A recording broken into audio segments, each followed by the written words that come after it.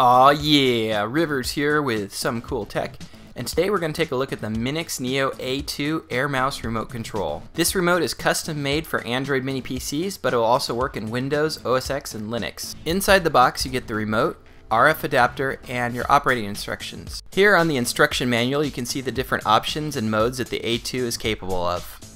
As far as build quality goes, I feel like the A2 is one of the best remotes I've tested so far.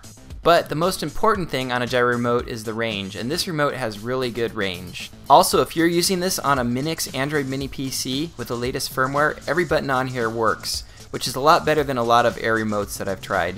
Now let's take a closer look at the buttons on the remote. So you've got a power button that can also be used to reset and sleep. You've got a speaker for video calls, your mute button, your task manager button, menu button, home button, your multi-directional button with your select or left button in the middle. You got your back button, enter button, game mode button, volume down, volume up, your app drawer button, rewind, play, fast forward, and a microphone for voice to text.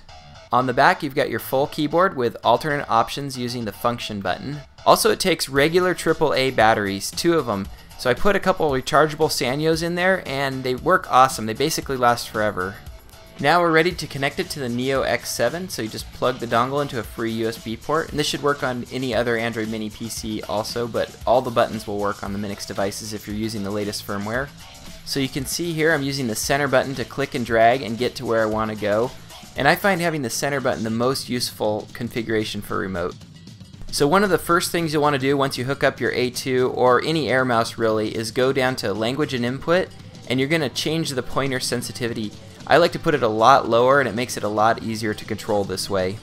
The only issue I've had on the remote so far is the audio comes out of the speaker on the remote, and you can switch that in the settings to come out of the TV, but when you restart the Android mini PC it goes back to coming out of the remote. Minix says they're working on a fix for this, but what I did as a workaround is I created a shortcut to the audio section of the settings and put it on the desktop. This could be fixed in the latest firmware release, so we'll have to see. Here you can see some of the different buttons working on the remote, so here you can see the background tasks, and here if I hit the power button it goes into sleep mode. But if I press and hold the power button for a couple seconds, it'll give you the option to either reboot, sleep mode, or power off. Next up, let's take a look at the microphone on the remote. When is the Galaxy Note 3 coming out? So I could get it to work from up to about 10 feet away. After that, it couldn't get a clear signal of what I was saying. But this is still the best microphone on a remote that I've used so far. How much does Jupiter weigh? So it's got a speaker on the top of the remote and a microphone on the bottom of the remote. That way you can use it like a telephone when you're using Skype or other video calling software. Here's another tip that might be helpful. If you need to recalibrate the gyroscope, press and hold function and Y on a flat surface for 2 seconds. Function light should blink 4 times and you should be recalibrated. Or if you need to resync the remote with a USB receiver, press function plus P.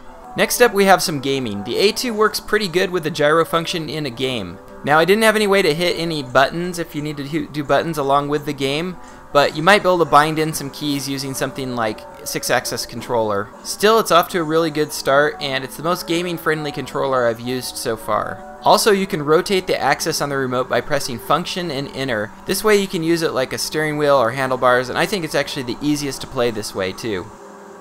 So anyways, the Minix A2 remote is kind of like the Swiss Army knife of remotes. It does a ton of different things. It's got the Air mouse, it's got the keyboard, it's got every button you can think of, it's got the voice, it's got the speaker, and even a working power button. But again, the most important thing to me about the remote is just the range. It really has a good signal. I couldn't get far enough away from it to not work, and I can go all the way about 20 feet away from it in my house and still see the TV. By the way, be sure and check out my new channel, Rivers First Look. This is where I put up quick reviews of items that don't take me a long time to edit. That way I can get new hardware out as soon as I get it. Just look at all this stuff I have sitting around waiting to be reviewed because I don't have time to do an in-depth review yet. This is for a video editing computer I'm building, and here's some more media player hardware that I haven't had a chance to review yet either. But stay tuned to my channel because I'll have reviews of these items coming soon, and subscribe to Rivers First Look because I'll have quick reviews of some of the items on there as well. If you enjoyed this video, don't forget to give the like button down there some love, and I'll put links to the NEO A2 and all the hardware you saw in the video in the description down below. Thanks for watching, and as always, aloha.